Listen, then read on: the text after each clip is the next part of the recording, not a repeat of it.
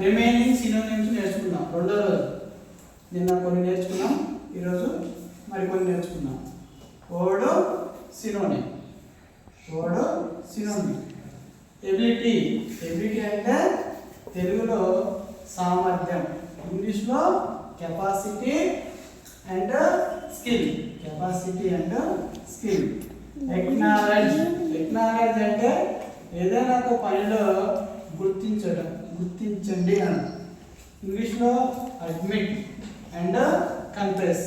Admit and confess. Aid. Aid అంటే తెలుగులో ఏంటి? సహాయం. తెలుగులో సహాయం. ఇంగ్లీష్లో హెల్ప్. ఇంగ్లీష్లో help and relief. Help and relief. Apology. Apology అంటే క్షమాపణ. క్షమాపణ. ఇంగ్లీష్లో పార్డన్ అండ్ ఎక్స్క్యూజ్. వాటి మీద కానీ సేమ్.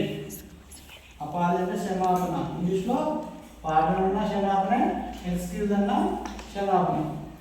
యాంగర్. యాంగర్ అంటే కోపం. యాంగర్ అంటే కోపం.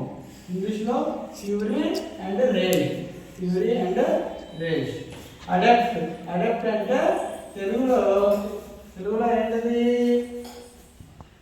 అడప్ట్ అంటే తెలుగులో సమర్థుడు మరియు అనుభవజ్ఞుడు. ఇంగ్లీష్లో ప్రొఫిషియంట్ అండ్ ఎక్స్పర్ట్.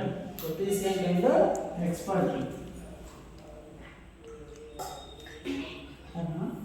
సినోనిమ్స్ కొన్ని నేర్చుకున్నాం.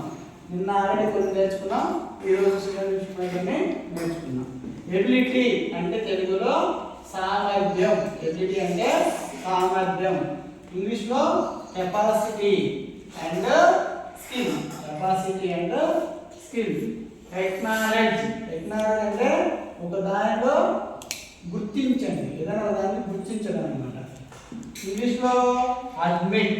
Admit and confess. Admit and confess.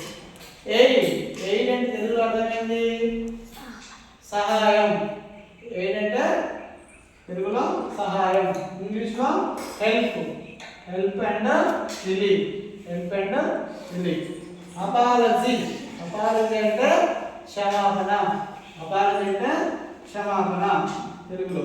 ఇంగ్లీష్లో పార్డన్ అండ్ ఎక్స్క్యూజ్.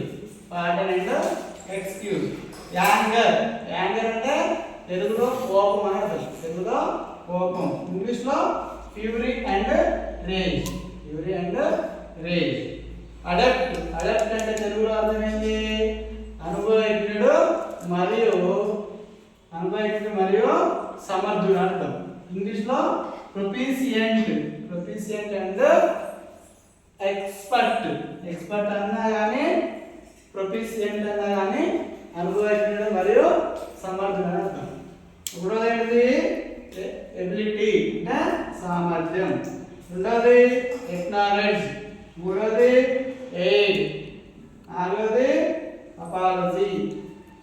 నెక్స్ట్